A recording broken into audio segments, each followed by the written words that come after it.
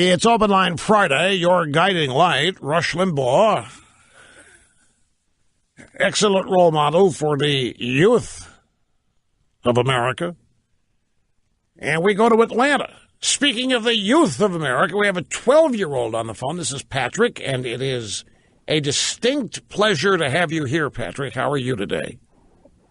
I'm good, Rush. What's up? I just wanted to call and say that I've read all 5 of your books. I've loved them. They taught me a lot about American history when my liberal teacher was trying to inform us that Thanksgiving was hatred towards the Indians. Right. We were all taught that.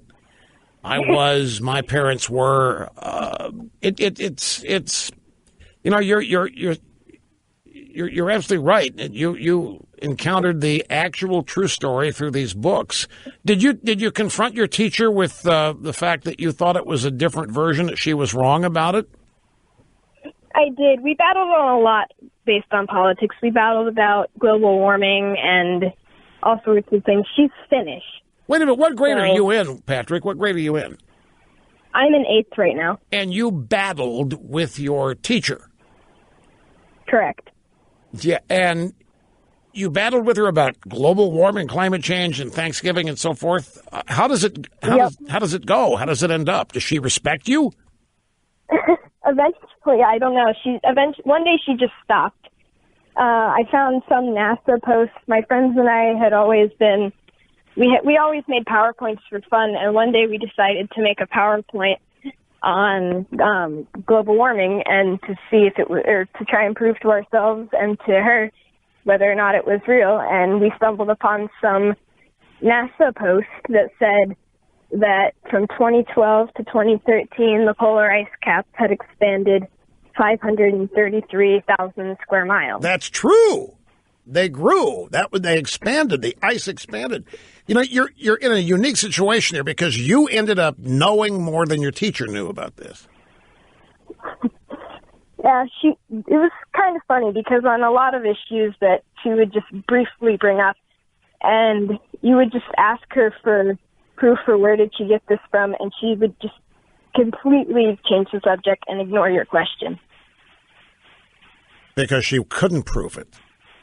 She could not. She couldn't. Well, a lot of times it was, I heard it on the radio. Oh, yeah. That was meant to discredit. Well, is she a nice person despite all this?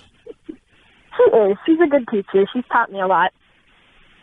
She's a good teacher. Well, that's all that matters. You know, there's all kinds of teachers that are good or bad, but, you know, even like this teacher's obviously inspiring you. To learn on your own and to maybe not take seriously everything she says. That's all good. You're learning to research. You're learning to think on your own. You're learning to be skeptical of things you're told. That's excellent. That's excellent. I can tell that you have read these books. I can tell they've rubbed off on you. One of the best things that ever happened to you, Patrick, was running into my books. I can hear it. I can hear it in your voice. I wanted to thank you for one more thing. A few years ago when it was just the first 2 books, The Brave Pilgrims and American Patriots. Right. My father and I emailed you. I was like 9 at this point, and in 3rd grade. And me and my dad decided to email you, and you ended up sending us 30 copies of each book with the audio CDs and all sorts of cool stuff. For your school? Yeah, my mom owns a little teeny tiny private school, and that's where I used to go. Oh, this is great. I'm glad that you're one of the recipients. We hear from a lot of people that like the books, Patrick, and we hear from teachers, and they tell us stories that they either can't find the books, or that they're not allowed to have them, or that they can't afford to have as many as they would like. And we have a whole department where we try to take care of hardship cases where people would like mass copies to be able to distribute and give away and can't afford it. And so I'm sure that's where your request ended up.